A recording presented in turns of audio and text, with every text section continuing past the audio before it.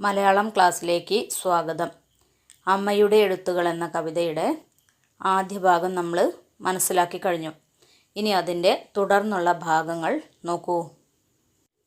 പൊക്കിളിൻ വള്ളി അടർത്തിക്കളഞ്ഞു നിൻ പൊൽക്കരൽ കൂട്ടിൻ്റെ ഉള്ളിൽ വന്നപ്പോഴേ പോയ കാലത്തിൻ മധുരങ്ങളിൽ കൊതിയൂറുന്ന ശീലം മറന്നു തുടങ്ങി ഞാൻ.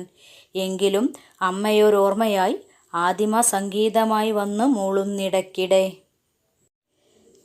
പൊക്കിളിൻ വള്ളി അടർത്തിക്കളഞ്ഞ് നിൻ്റെ പൊൽക്കരൽ കൂട്ടിൻ്റെ ഉള്ളിൽ വന്നപ്പോൾ, അതായത് പൊക്കിളിൻ വള്ളി അടർത്തിക്കളഞ്ഞു എന്ന് പറഞ്ഞാൽ അമ്മയുമായുള്ള ബന്ധം ഉപേക്ഷിച്ച് ഭാര്യയുടെ മനസ്സിൽ പ്രവേശിച്ചപ്പോൾ മുതൽ കവിക്ക് പഴയ കാലത്തിൻ്റെ മധുരങ്ങളെ ഓർത്തിട്ട്, അല്ലെങ്കിൽ പഴയ കാലത്തെ മധുരങ്ങൾ, നല്ല അനുഭവങ്ങൾ ഓർത്ത് കൊതിയൂറുന്ന ശീലം, അതിൽ സന്തോഷിക്കുന്ന ശീലമൊക്കെ കവി മറന്നു തുടങ്ങി. അതായത് വിവാഹം കഴിച്ചതോടുകൂടി പഴയ ഓർമ്മകൾ പോലും അദ്ദേഹത്തിൻ്റെ മനസ്സിൽ നിന്ന് മാഞ്ഞു തുടങ്ങി. അമ്മയുമായുള്ള, മാതൃഭാഷയുമായുള്ള പൊക്കിൾക്കൊടി ബന്ധം മുറിഞ്ഞു പോയതിൽ കവി ദുഃഖിക്കുന്നു. നാട്ടിൽ നിന്നും പോന്നതോടുകൂടി മാതൃഭാഷയും അമ്മയും കവിക്ക് അന്യമാകുന്നു.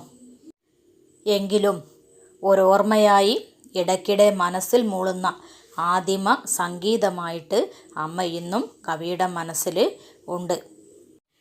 അമ്മയൊരോർമ്മ ഈ പുത്തൻ പ്രകാശങ്ങൾ ജന്മമാളും വനപ്രാചീന നീലയിൽ മങ്ങിയമർന്നതാം ഓർമ്മ വല്ലപ്പോഴും നമ്മൾ ഓർത്താലുമില്ലെങ്കിലും കാവലായി പിൻപേ പറക്കും കുളിർമ രക്തത്തിലെ ചൂടായി നിൽക്കുന്ന തന്മയും താളവും അമ്മയുടേതാം എഴുത്തുകളൊക്കെയും അമ്മയായി തന്നെ ഇരിക്കട്ടെ എപ്പോഴും. അമ്മ ഒരോർമ്മയാണ്. പുതിയ പ്രകാശങ്ങൾ ജന്മമെടുക്കുന്ന പ്രാചീന വനനീലിമയിൽ മങ്ങി അമർന്നുപോയ ഒരോർമ്മ. ഇവിടെ പുത്തൻ പ്രകാശങ്ങൾ എന്ന് പറയുന്നത് ആധുനിക കാലത്തിൻ്റെ പ്രലോഭനങ്ങളെയാണ്. പുത്തൻ പ്രകാശങ്ങൾ കവിയുടെ മുമ്പിൽ ജ്വലിച്ചു നിൽക്കുമ്പോഴും പണ്ടെങ്ങോ കത്തിയമർന്ന ഒരോർമ്മയായിട്ട് അമ്മ കവിയുടെ മനസ്സിൽ കുടികൊള്ളുകയാണ്. വല്ലപ്പോഴും നമ്മൾ ഓർത്താലും ഇല്ലെങ്കിലും നമുക്ക് കാവലായിട്ട് പിൻപേ പറക്കുന്ന ഒരു കുളിർമയാണ് ആര്? അമ്മ.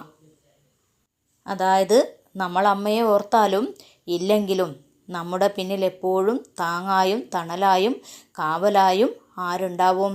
അമ്മയുടെ മനസ്സുണ്ടാവും. നമ്മുടെ രക്തത്തിലെ ചൂടായി നിൽക്കുന്ന നന്മയും താളവും എന്താണ്? അമ്മയെക്കുറിച്ചുള്ള ഓർമ്മകളാണ്.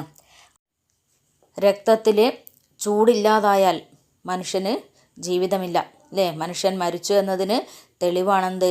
രക്തത്തിൻ്റെ ചൂട് നഷ്ടപ്പെടുന്നത്. അമ്മയെക്കുറിച്ചുള്ള ഓർമ്മ ഇല്ലാതെയായാലും ഇത് തന്നെയാണ് അവസ്ഥ എന്ന് കവി നമ്മെ ഓർമ്മപ്പെടുത്തുന്നു. അമ്മയാണ് മാതൃഭാഷയും. മനുഷ്യൻ ഏതൊക്കെ ഭാഷ പഠിച്ചാലും ഏതൊക്കെ സംസ്കാരം സ്വായത്തമാക്കിയാലും അവൻ്റെ ഉള്ളിൽ മാതാവും മാതൃഭാഷയും തനത് സംസ്കാരവും എല്ലാ കാലവും നിലകൊള്ളും. പൊക്കിൾക്കൊടിയിലൂടെ നമുക്ക് കിട്ടിയ ആ ബന്ധം ഒരിക്കലും നമുക്ക് എന്ത് ചെയ്യാൻ പറ്റില്ല? മുറിച്ചു മാറ്റാൻ കഴിയില്ല. അതുകൊണ്ട് തന്നെ അമ്മയുടേതായ എഴുത്തുകളൊക്കെയും അമ്മയായി തന്നെ ഇരിക്കട്ടെ. ആരു വായിക്കുമീ മായുമെഴുത്തുകൾ, ആരുടെ നാവിലുയർക്കുമീ ചൊല്ലുകൾ, നാളെ കുട്ടികൾ ചോദിക്കുമോ നമ്മൾ ആരുടെ കുട്ടികൾ, ആരുടെ നോവുകൾ, തായ്മൊഴി തന്നീണമെങ്ങനെ, നാവെടുത്തോതുന്നതെങ്ങനെ, ഓർക്കുന്നതെങ്ങനെ, തായ് മനസ്സിൻ്റെ തുടിപ്പുകളെങ്ങനെ, തായ് ചൊല്ലിലൂറിയ താളങ്ങളെങ്ങനെ, താരാട്ടിലോലുന്ന മാധുര്യമെങ്ങനെ, താൻ തന്നെ വന്ന് പിറന്നതുമെങ്ങനെ, ആരു തേടും നാളെ നമ്മുടെ കുട്ടികൾക്ക് ഓർക്കാനും അമ്മയെ വേണ്ടായിരിക്കുമോ? ഭാവിയിൽ ആരാണ് അമ്മയുടെ എഴുത്തുകൾ വായിക്കുക, മാതൃഭാഷയിൽ സംസാരിക്കുക എന്നൊക്കെ കവി ആശങ്കപ്പെടുന്നു. ആരുടെ നാവിലാണ് മാതൃഭാഷയിലെ ചൊല്ലുകൾ ഉയർത്തെഴുന്നേൽക്കുക എന്ന് കവി ചോദിക്കുന്നു. അടുത്ത തലമുറയിലെ കുട്ടികൾ നമ്മൾ ആരുടെ കുട്ടികളാണ് എന്ന് ചോദിക്കുമോ? മാതൃഭാഷയുടെ ഈണം എങ്ങനെയാണ്, അത് സംസാരിക്കുന്നത് എങ്ങനെയാണ് എന്ന് അന്വേഷിക്കുമോ? അമ്മ മനസ്സിൻ്റെ മാതൃഭാഷയുടെ തുടിപ്പുകൾ എങ്ങനെയാണ്, മാതൃഭാഷയിലൂറിയ താളങ്ങൾ എങ്ങനെയാണ്? താരാട്ടിൻ്റെ മാധുര്യം എങ്ങനെയാണ്? താൻ എങ്ങനെയാണ് പിറന്നത് എന്നൊക്കെ അന്വേഷിക്കുമോ? നാളെ മക്കൾ അമ്മയെ ഓർക്കുകയോ പരിഗണിക്കുകയോ ചെയ്യുമോ എന്നും കവി ഉത്കണ്ഠപ്പെടുന്നു. അമ്മയെ വരും തലമുറകൾക്ക് വേണ്ടാതാവുമോ എന്ന ചോദ്യം മാതൃഭാഷയ്ക്കും ചേരുന്നത് തന്നെയാണ്. മാതൃഭാഷ അറിയാതെ, സംസ്കാരം അറിയാതെ വളരുന്നവർ അമ്മയെ അറിയാത്തവരാണ്. അമ്മയിൽ നിന്ന് കിട്ടുന്നതെല്ലാം നമുക്ക് മാതൃഭാഷയിൽ നിന്നും കിട്ടുന്നു. മാതൃഭാഷയിൽ നിന്ന് അകലുമ്പോൾ അമ്മയിൽ നിന്ന് അകലുന്നത് പോലെ തന്നെയാണ്. ഒരുപക്ഷെ നാളെ നമ്മുടെ കുട്ടികൾക്ക് ഓർക്കാൻ പോലും ഒരമ്മയെ വേണ്ടായിരിക്കുമോ എന്ന് കവി ചിന്തിക്കുന്നു. സംസ്കാരത്തിൻ്റെ കണ്ണികൾ അറ്റുപോകുന്ന പുതുതലമുറയ്ക്ക് സംഭവിച്ചേക്കാവുന്ന ദുരന്തം, ദുരവസ്ഥ, അതാണ് കവി മുൻകൂട്ടി കാണുന്നത്. ഈ കവിത 3 തലമുറകളുടെ ജീവിതമാണ് ചിത്രീകരിക്കുന്നത്. അമ്മ, പിന്നെ മകനും ഭാര്യയും, പിന്നീടുള്ള തലമുറയായ മക്കൾ. ഈ 3 തലമുറകളുടെ ജീവിതം കവി സൂക്ഷ്മമായിട്ട് ആവിഷ്കരിക്കുന്നു.